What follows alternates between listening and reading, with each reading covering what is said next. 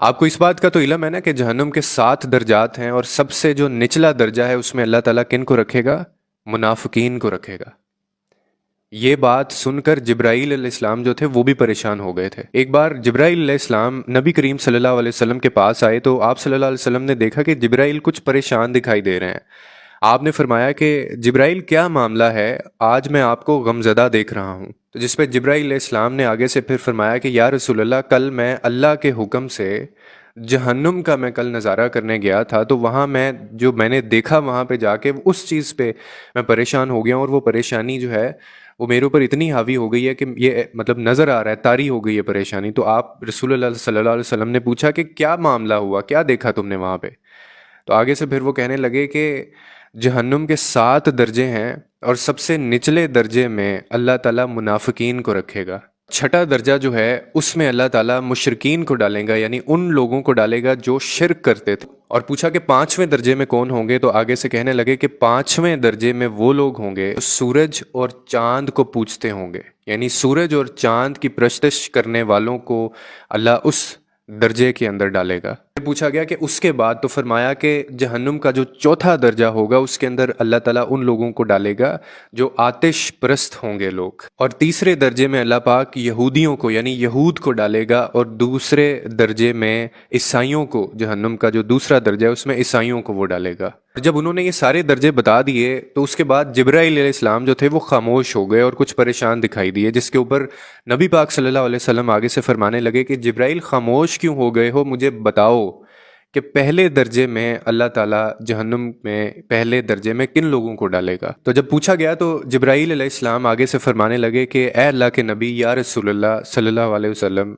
پہلے درجے کے اندر اللہ تعالیٰ آپ کی امت کے جو گناہ گار لوگ ہوں گے ان کو وہ جہنم کے پہلے درجے میں ڈالے گا۔ جب ہمارے نبی کو یہ پتہ چلا تو وہ اتنے غمزدہ ہو گئے اور اتنے پریشان ہو گئے کہ انہوں نے اس کے بعد اللہ تعالیٰ سے بے انتہا دعائیں کرنا شروع کیں، اور وہ اللہ کے حضور پیش ہوتے، اور مسجد میں، یعنی یہ بھی سننے کو آتا ہے کہ وہ مسجد میں جاتے، نماز پڑھتے، اور نماز پڑھ کے فوراً وہ اپنے حجرے میں چلے جاتے، اور 3 دن تک انہوں نے اتنا رو رو کے گڑ گڑا کے دعائیں کی اپنی امت کے لیے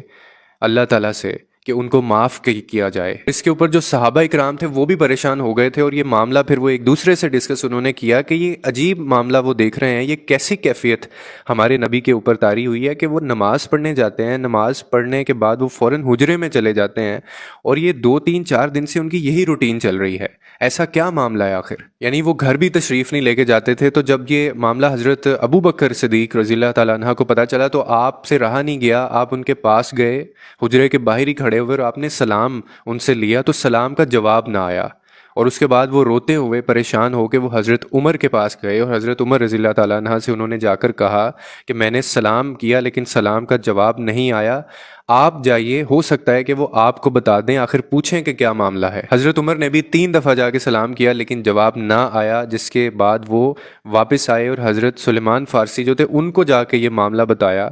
تو اس کے بعد سلیمان فارسی جو ہیں وہ جا کے انہوں نے حضرت علی کو بتایا کہ یہ معاملہ ہے۔ حضرت علی کو جب یہ پتہ چلا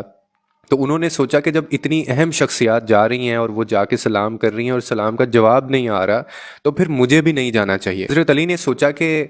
جب اتنی اہم شخصیات کا سلام کا جواب نہیں آ رہا تو مجھے پھر ان کی نور نظر ان کی بیٹی کو بھیجنا چاہیے۔ پھر فاطمہ سے جا کے بات کی گئی، اور حضرت فاطمہ وہاں پہ گئیں اور جا کر انہوں نے سلام کیا۔ تو جب انہوں نے اپنی بیٹی کی آواز سنی تو ان سے رہا نہیں گیا، فوراً سلام کا جواب انہوں نے دیا اور وہ باہر آئے۔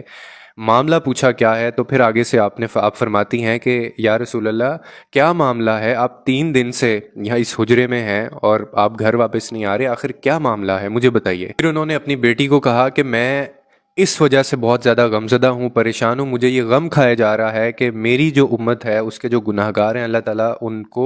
جہنم کے پہلے درجے میں ڈالے گا، تو میں دعائیں کر رہا ہوں اللہ تعالیٰ سے۔ یہ کہہ کر وہ دوبارہ سجدے میں گئے، رونا شروع کیا، پھر دعائیں کرتے ہیں، اور پھر حکم ہوتا ہے کہ اے میرے نبی،